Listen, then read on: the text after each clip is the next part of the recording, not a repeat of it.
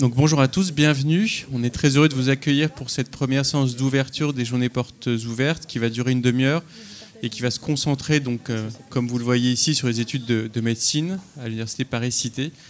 Et on va l'animer à deux. Donc moi je m'appelle David Lebeau, je suis enseignant sur l'université en maladies infectieuses. Et on s'était dit qu'un binôme serait un peu plus intéressant pour vous et plus utile en faisant un binôme avec un étudiant de l'université. Et donc j'ai la chance de partager cette présentation avec Baptiste Sabatier qui va pouvoir se présenter après et qui est étudiant en 5e année, et ce qui permettra en fonction de vos questions qu'on essaye d'y répondre du mieux possible avec le point de vue de l'enseignant, le point de vue de l'étudiant.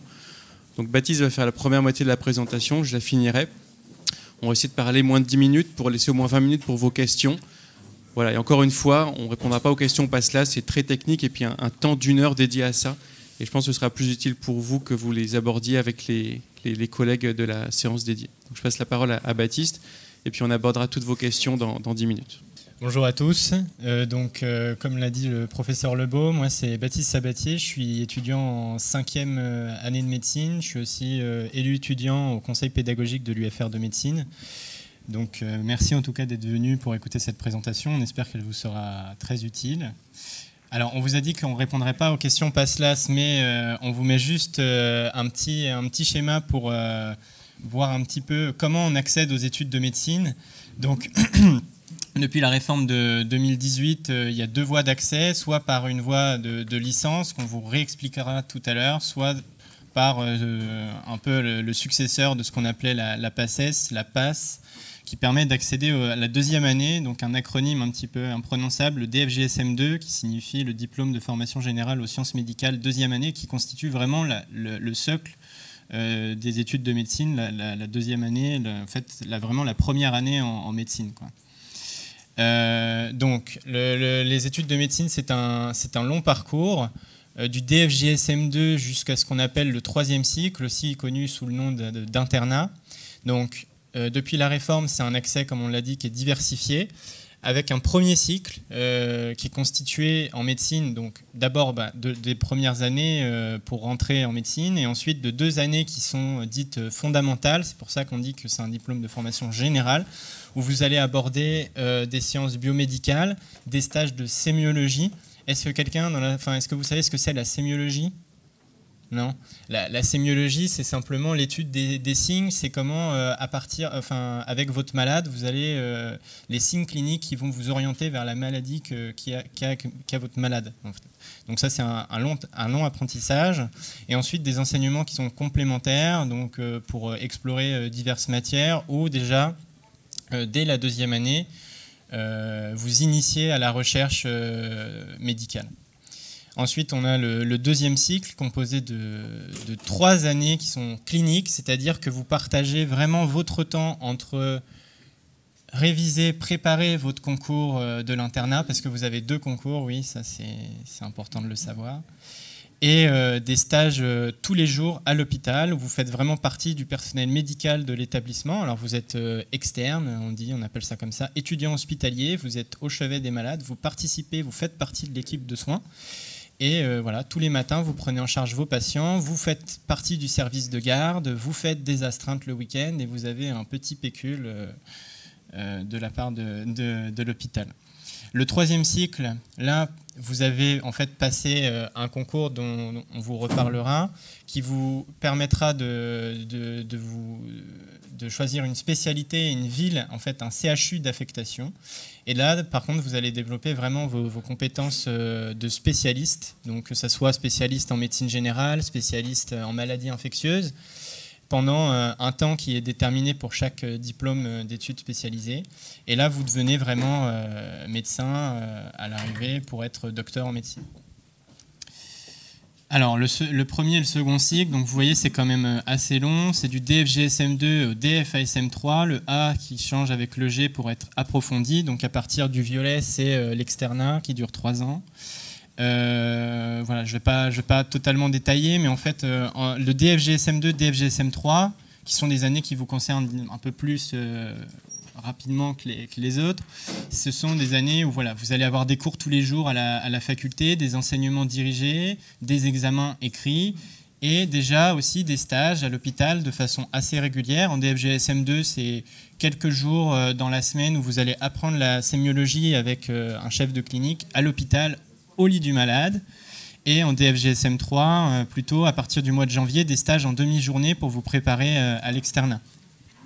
Et l'externat à partir du DFASM1, où là, la grande révolution en termes d'enseignement, je vais vous en reparler, c'est aussi le concours qui n'est plus uniquement écrit pour l'internat, mais qui est à la fois oral, écrit, et qui prend en compte le parcours de chaque étudiant.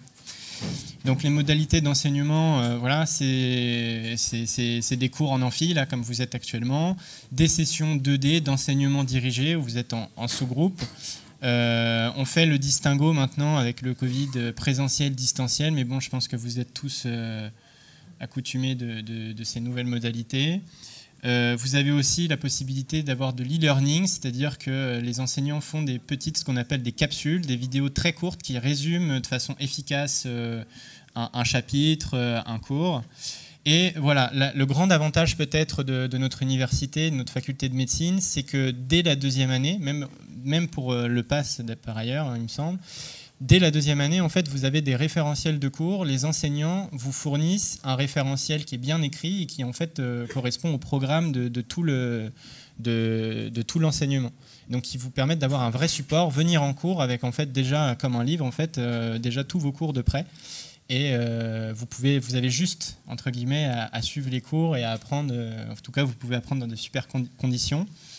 Et pour le DFASM, par contre, ça change un peu. Là, c'est des référentiels qui sont nationaux, donc qui sont payants. Et il y en a beaucoup à acheter, et c'est quand même conséquent.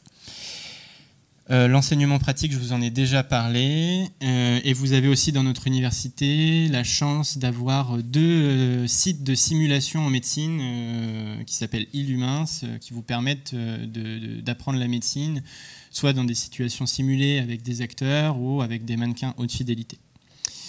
L'avantage aussi de venir à l'université Paris-Cité, la faculté de médecine, c'est les doubles cursus intégrés qui sont mis en place dès le début des études de médecine, donc dès la deuxième année. On vous encourage donc soit à suivre des enseignements complémentaires, des parcours d'initiation à la recherche qui vous permettent d'avoir des enseignements scientifiques, et aussi de vous projeter dans des doubles cursus, c'est-à-dire que vous ferez à la fois de la médecine, on pourra revenir sur les questions, et à la fois des enseignements de recherche, soit ce qu'on appelle intégrés, donc dans des structures annexes, comme l'école normale supérieure ou l'école de l'INSERM, qui sont ça va scinder votre cursus en 2, en fait, vous suivez les 2 en même temps, vous faites une césure, vous arrêtez dans les études de médecine pour faire votre Master 2, et ensuite vous revenez en médecine un peu précocement.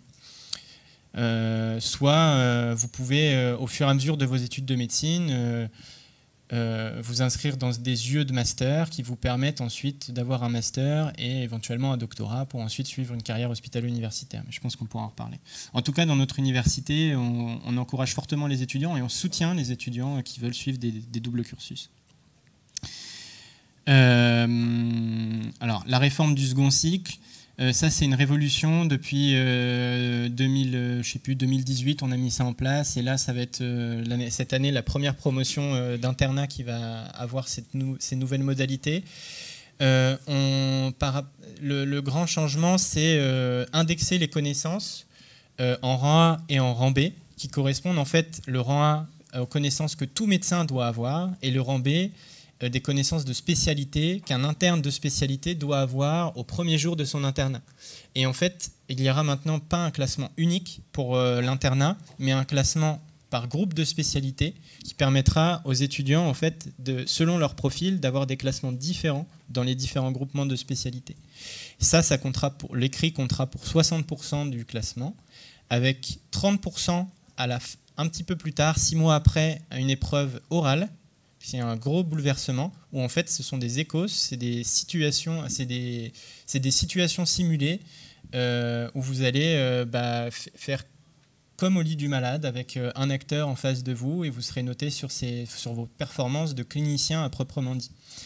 Voilà, c'est ce qu'on appelle l'apprentissage par compétence. Et il y a en tout cas tout le soutien à l'UFR pour vous permettre de vous positionner sur l'apprentissage par compétences. Et les 10% restants, une note de parcours qui correspond en fait à tout ce que vous avez fait pendant vos études de médecine, et on vous encourage en fait à faire autre chose pour diversifier votre profil. Et voilà, dans l'UFR en tout cas, on soutient vraiment beaucoup les étudiants pour cette question de parcours, et normalement ça ne posera pas de problème si vous êtes dans cette université. Je passe la parole à David. Une fois que vous êtes sorti du deuxième cycle, vous arrivez dans la phase de troisième cycle, donc c'est l'internat. Donc on est plein temps à l'hôpital, rémunéré, donc médecin en formation au quotidien, avec une participation aux gardes et aux astreintes. Et il faudra choisir, comme l'a dit Baptiste, en fonction des notes obtenues pendant le deuxième cycle, une ville et un DES, un diplôme d'état spécialisé, médical, chirurgical ou biologique.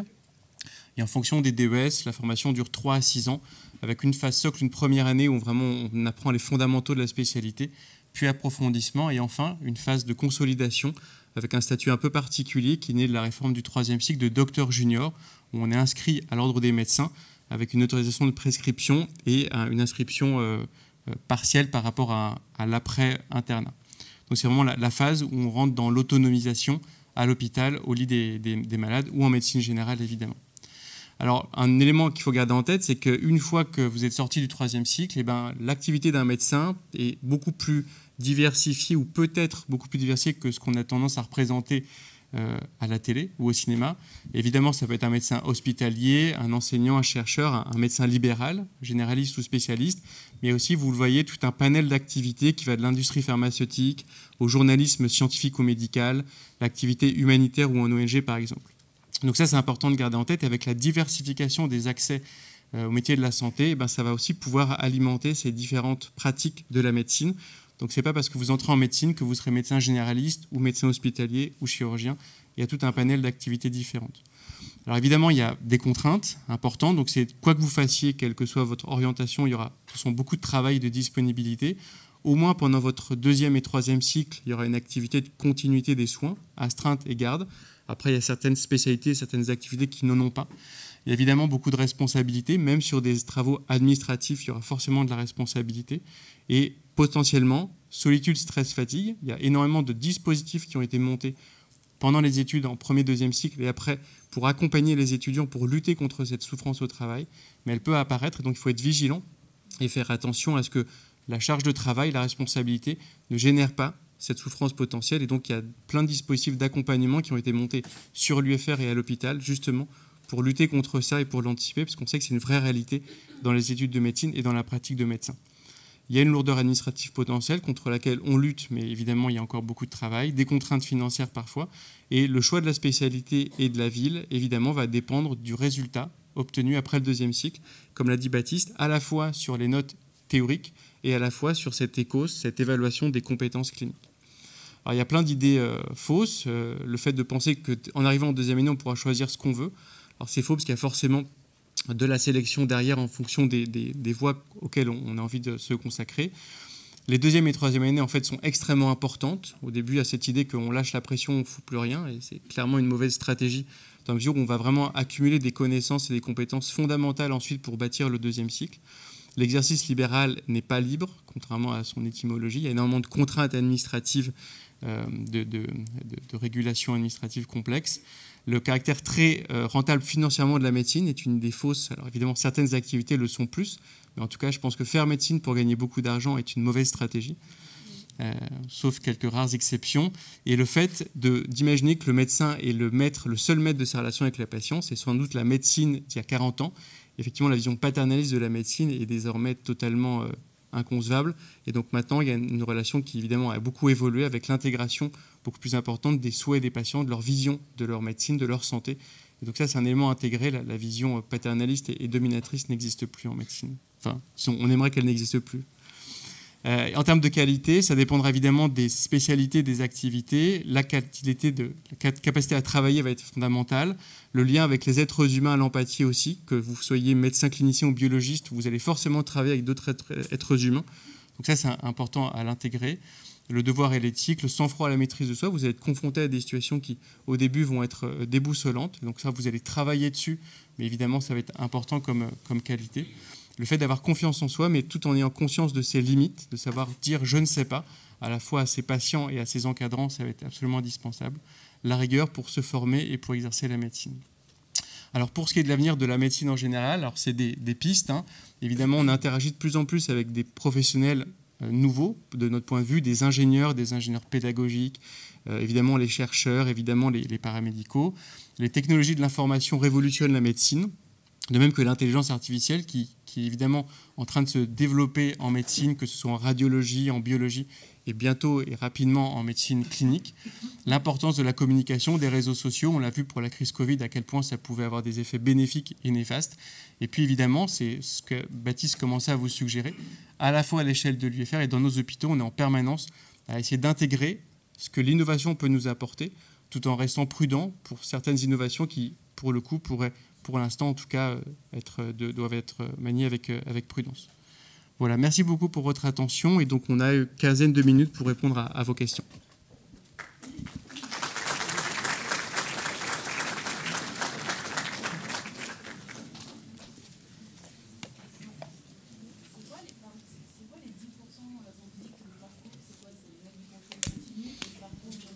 Alors la question posée, c'est de savoir sur les 100% de la note pour la fin du deuxième cycle, on est 60% connaissances, 30% compétences avec les échos, c'est 10% de parcours.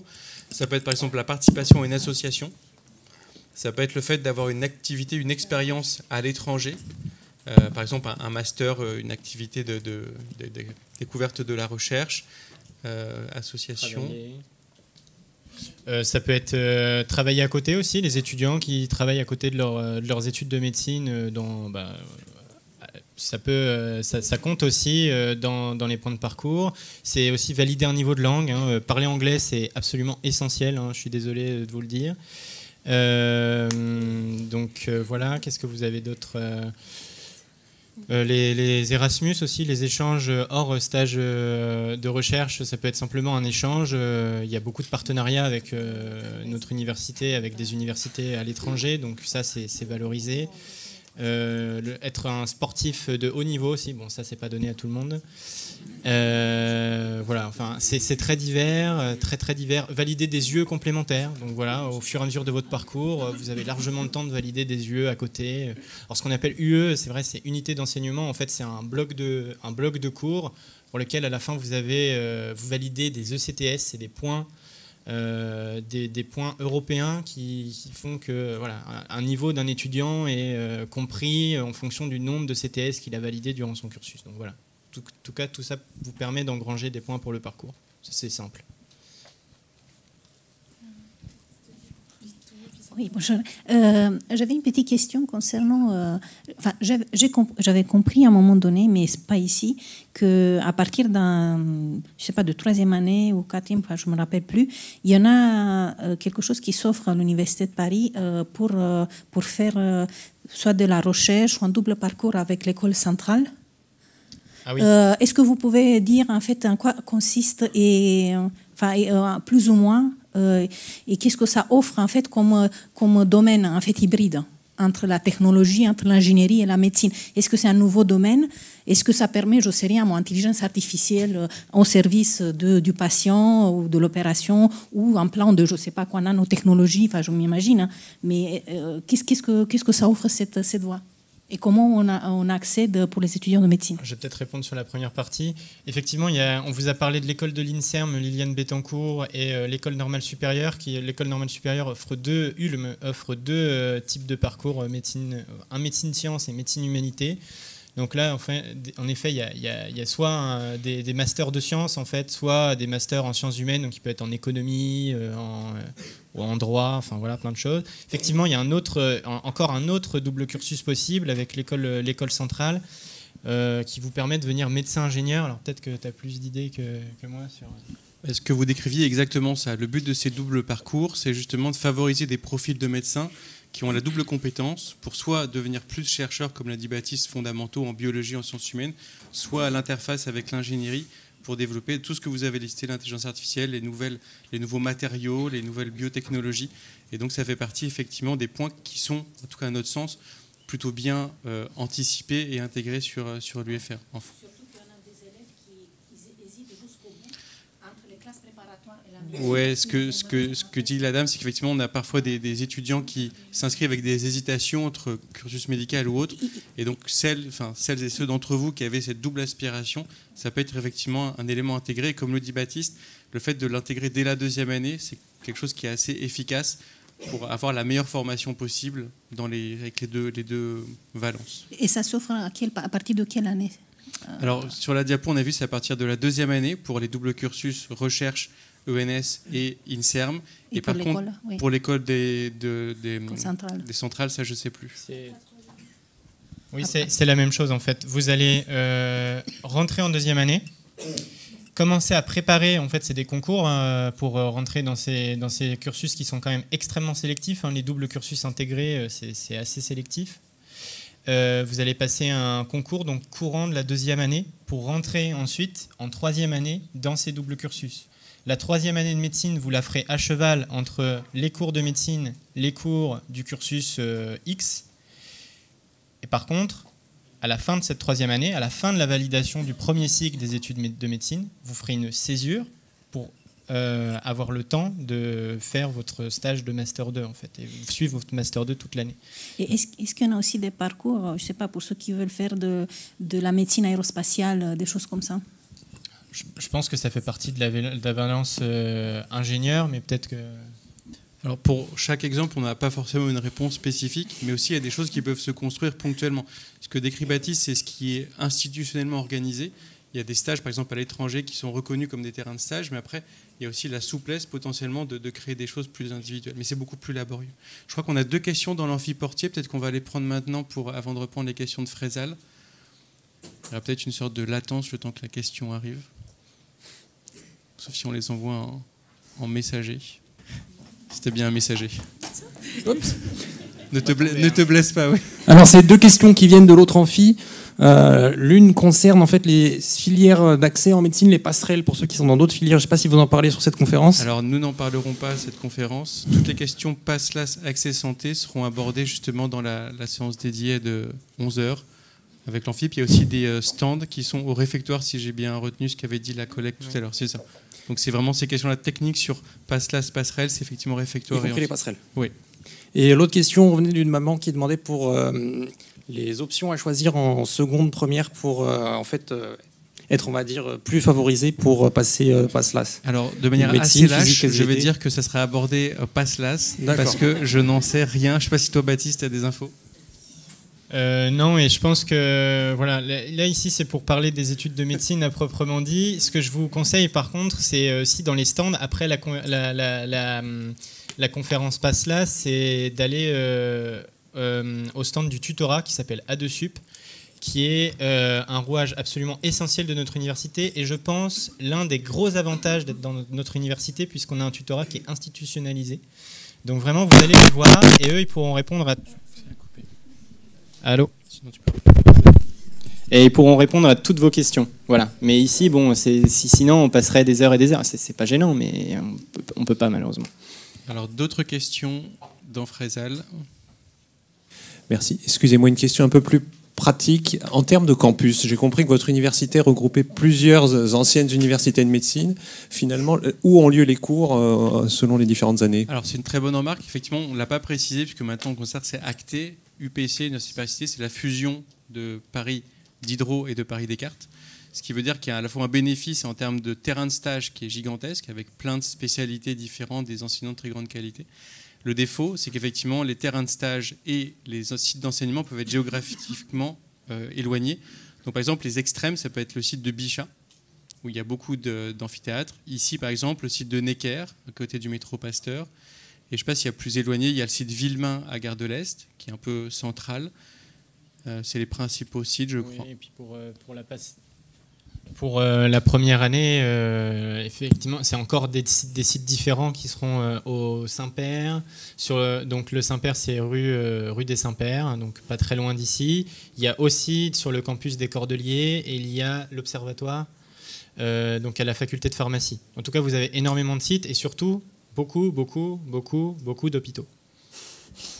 Et c'est aussi pour ça, Baptiste le disait, qu'on a gardé une modalité hybride d'enseignement avec des cours présentiels qui sont en même temps sur Zoom et enregistrés et repassés en replay justement pour que l'étudiant qui géographiquement pendant son stage est trop éloigné ne perde pas le temps de venir et puisse suivre l'enseignement théorique, enfin interactif et théorique, par ces outils-là, justement pour intégrer cet éclatement géographique. Oui, bonjour. Pour répondre à ce que posait la dame tout à l'heure, à la fac des Saints-Pères, on a organisé la capacité de médecine aéronautique et spatiale, par exemple, dont je suis un des enseignants avec le professeur Marotte. Et c'est quelque chose qui se fait conjointement, aussi bien avec des médecins qui sont déjà médecins et qui veulent préparer cette capacité de médecine aéronautique et spatiale, et des ingénieurs qui veulent aller un petit peu plus loin dans la recherche. Et en fait, ça permet d'avoir des synergies entre les médecins, les ingénieurs et toute autre personne qui aimerait passer ses UE. Ben, merci beaucoup pour cette précision. Et la dame demande en quelle année est-ce la capacité? En fait, c'est quelque chose qui s'adresse à des médecins qui sont déjà médecins. Donc après et donc c'est une capacité qui arrive après pour rajouter des compétences et de la recherche. Ça marche. Oui, financièrement, c'est un peu bête comme question peut-être, mais quand est-ce qu'on commence à gagner un peu sa vie? Enfin, alors, genre 300 € par mois déjà. Je laisserai Baptiste répondre pour, comme il l'avait dit, la gratification quand on est externe. Là où on a un vrai salaire, c'est une fois qu'on est interne, qui permet d'être autonome financièrement. 7e année. Et je laisse Baptiste répondre qui est plus.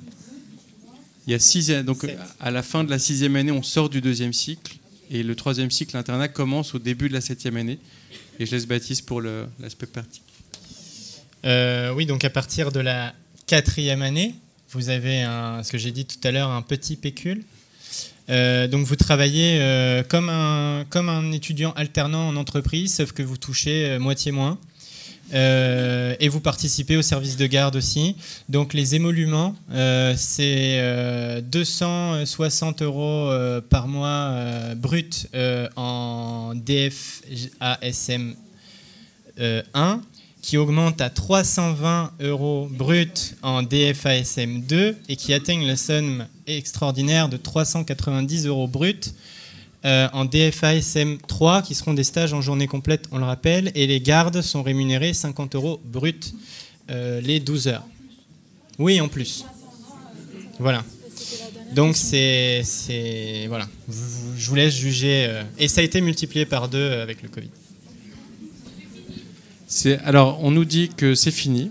Et donc, merci beaucoup pour votre présence, vos questions, et à bientôt.